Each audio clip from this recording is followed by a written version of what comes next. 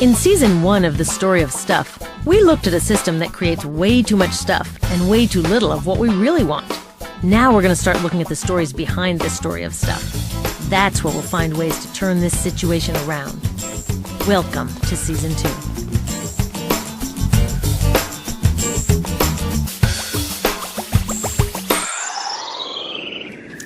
Ever since I learned where our stuff really comes from and how this system is trashing people and the planet, I've been trying to figure out how we can change it.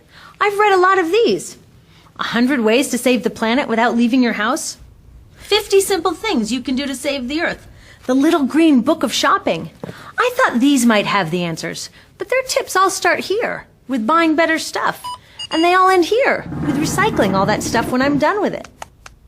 But when it comes to making change, this story of going green, even though we see it everywhere, has some serious shortcomings.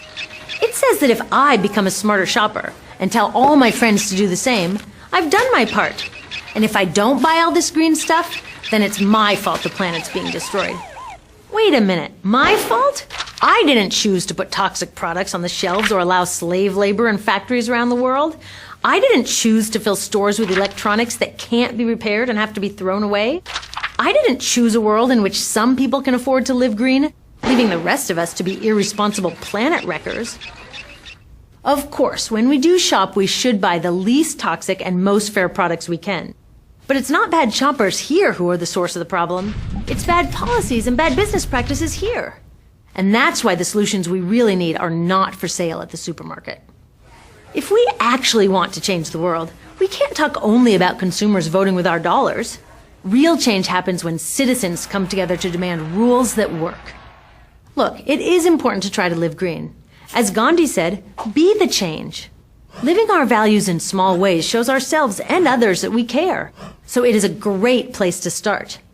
But it is a terrible place to stop. After all, would we even know who Gandhi was if he just sewed his own clothes and then sat back waiting for the British to leave India? So how do we make big change?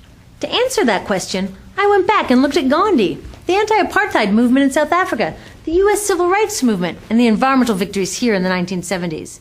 They didn't just nag people to perfect their day-to-day choices, they changed the rules of the game.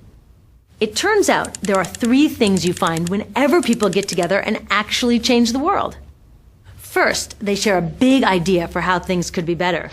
Not just a little better for a few people, a whole lot better for everyone. And they don't just tinker around the edges. They go right to the heart of the problem, even when it means changing systems that don't want to be changed. And that can be scary. Hey, millions of us already share a big idea for how things can be better. Instead of this dinosaur economy that focuses only on corporate profits, we want a new economy that puts safe products, happy people, and a healthy planet first. Duh! Isn't that what an economy should be for? Trying to live eco-perfectly in today's system is like trying to swim upstream when the current is pushing us all the other way.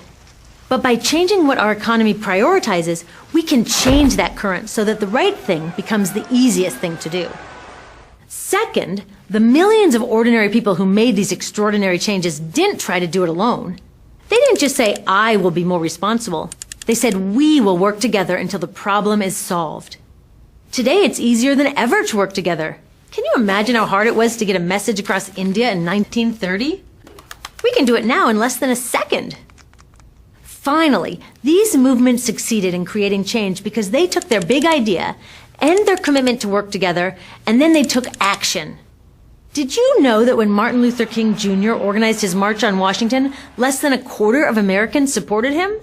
But that was enough to make change because those supporters took action. They did stuff. Today, 74% of Americans support tougher laws on toxic chemicals. 83% want clean energy laws. 85% think corporations should have less influence in government. We've got the big idea and the commitment. We just haven't turned it all into massive action yet. And this is our only missing piece. So let's do it. Making real change takes all kinds of citizens, not just protesters. When you realize what you're good at and what you like to do, plugging in doesn't seem so hard. Whatever you have to offer, a better future needs it. So ask yourself, what kind of change maker am I? We need investigators, communicators, builders, resistors, nurturers, and networkers. At storyofstuff.org, you can explore these types of changemakers and find your first or your next step to take action. Being a responsible citizen starts with voting. That's one of those basic things that everyone's just got to do. But it gets way more exciting and fun when we put our unique skills and interests to work alongside thousands of others. I know that changing a whole economic system is a huge challenge. It's not easy to see a clear path from where we are today to where we need to go. And there's no 10 simple things we can do without leaving our couches. But the path didn't start out clear to all these guys either. Dr. King said, faith is taking the first step even though you don't see the whole staircase. So they worked hard to get organized, practiced the small acts that built their citizen muscles, and kept their focus on their big idea. And when the time was right, they were ready. It's time for us to get ready too. Ready to make change and write the next chapter in the story of stuff.